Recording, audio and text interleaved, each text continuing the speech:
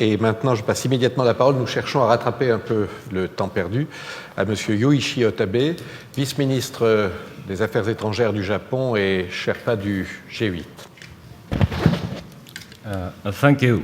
It is my great pleasure and honor to be here today, as well as to share my view and observation on this macroeconomic governance.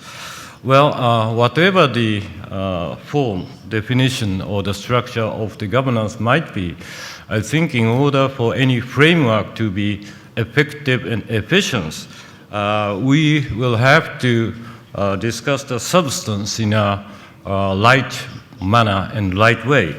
So from this point of view, I'd like to focus my remarks on substance from that perspective. Also, I would like to try not to repeat what my colleague Arkady has just stated. I have 3 points. First, I'd like to stress the need of a multifaceted approach dealing with the global issues. Although the agenda now is macroeconomic governance, we've learned from the current crisis the importance of macroprudentiality. Major failure in financial sector as well as in the financial regulation and supervision were fundamental causes of the crisis. So in this regard, from governance point of view, we welcome the establishment of a new financial stability board with a strengthened mandate as well as with its enlarged scope, and we are looking forward to its joint work with the IMF.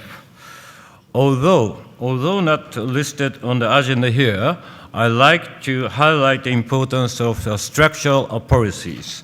Even prior to the onset of the current crisis and recession, all countries faced with important structural policy challenges. The crisis and the recession have magnified the challenges. And somebody talked about the importance of the work of the international organization.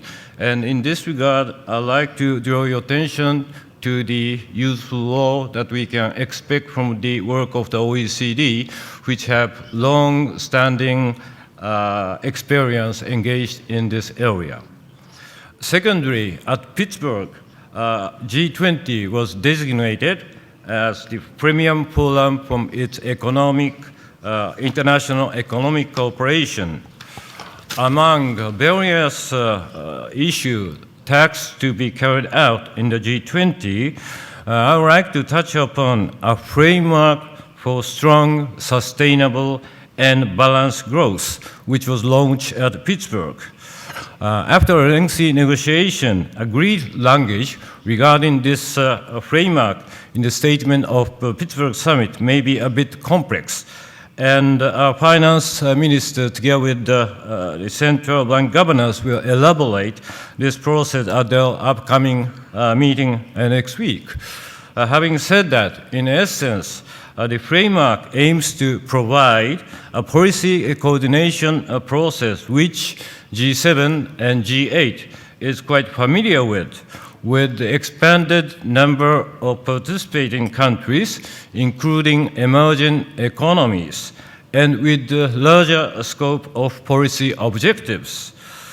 When a recovery is ensured and extraordinary policy support is withdrawn, this framework, I presume, will be the core of the G20 exercises.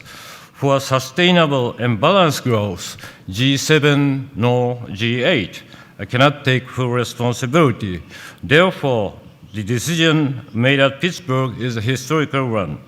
Having said that, for the success of that process, for the success of the new trial within this framework, following 3 points will have to be borne in mind.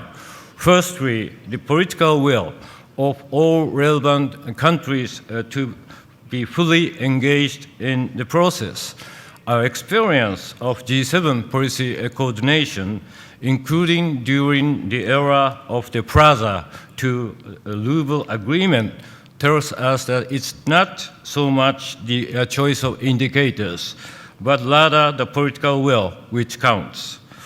Also, I would like to draw your attention to the fact, even prior to the crisis, the issues relating to the global imbalance was already on the agenda in the multilateral consultation framework of the IMF, but it didn't get much attention because of the lack of the political attention paid to it.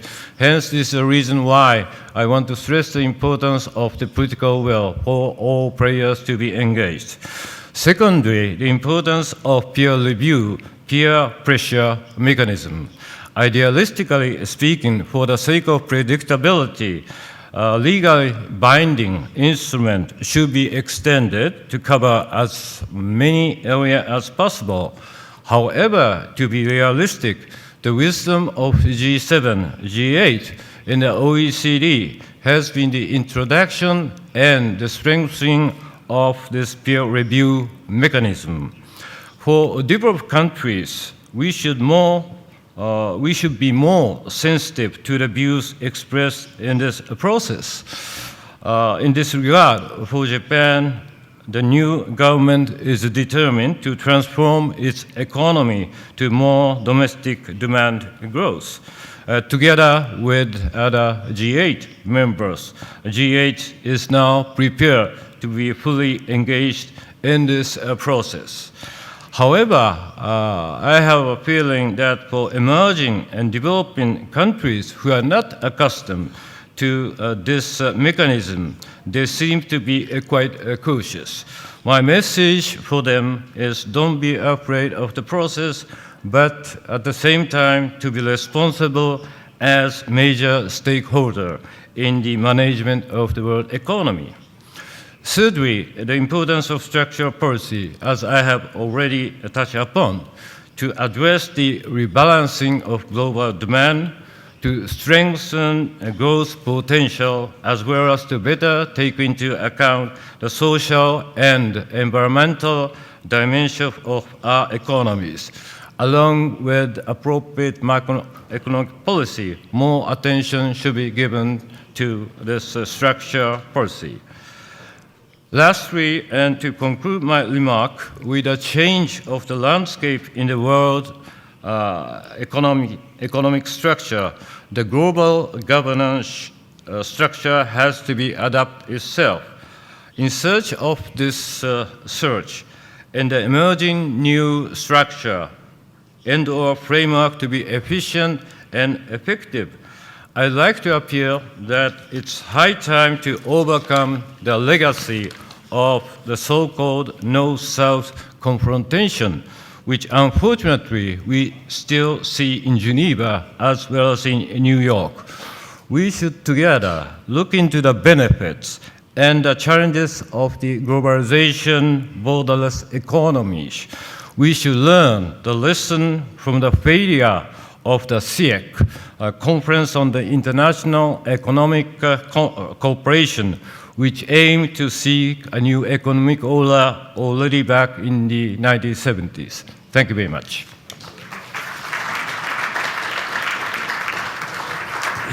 Merci, Monsieur Otabe. Nous gagnons 1 minute par orateur. Vraiment, je les félicite d'ores et déjà pour leur